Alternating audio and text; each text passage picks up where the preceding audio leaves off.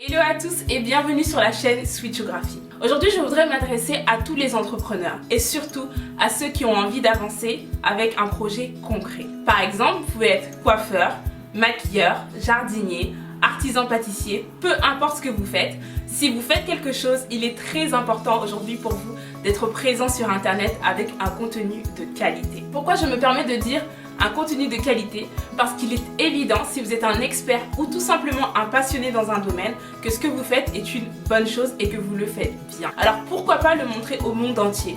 Pourquoi pas aller vers vos clients avec du contenu? Lorsque je parle de contenu, je parle tout simplement de vidéos ou de photos concernant vos produits ou vos services ou tout simplement votre personne que vous pouvez mettre en avant sur internet. Il y a des milliers voire des millions de personnes aujourd'hui dans le monde qui font un travail extraordinaire dans des domaines différents mais qui ne sont pas du tout connus. Pourquoi? Parce que leur présence est invisible sur le net. Nous allons donc commencer par voir pourquoi il est important pour vous d'avoir une présence sur internet. Numéro 1, pour montrer votre expertise. Qui vous êtes aujourd'hui. Numéro 2, montrez à vos futurs clients ce que vous proposez, quelles sont vos offres, qu'est-ce que vous fabriquez.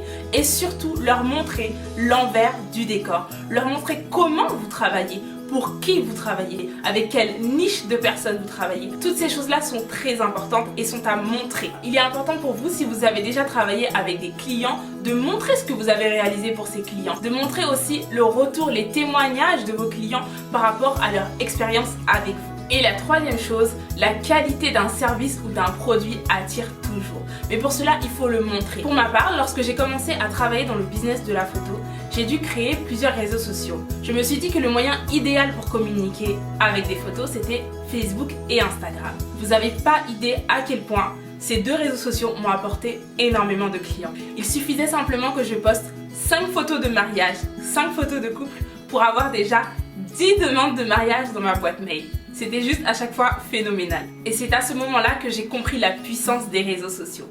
Aujourd'hui, à chaque fois que je fais une séance photo, je me permets de demander à mes clients où est-ce que vous m'avez connu et comment vous avez trouvé mon travail. Et à chaque fois, la réponse est Instagram. Peu importe l'outil que vous allez utiliser aujourd'hui pour montrer au monde entier ce que vous faites, il est important d'être organisé et de montrer surtout le meilleur de vous-même. Pour montrer le meilleur de soi-même, il est important d'apporter un contenu de qualité. La deuxième chose que nous allons voir, c'est comment apporter un contenu de qualité sur les réseaux sociaux. Donc peu importe les outils que vous allez utiliser, que ce soit votre téléphone portable ou un appareil photo, il y a toute une technique, toute une manière à avoir pour poster vos photos. Il ne s'agit pas de faire une photo et de directement la poster, non. C'est tout un travail de réflexion, c'est toute une organisation, tout un cheminement que vous allez adopter.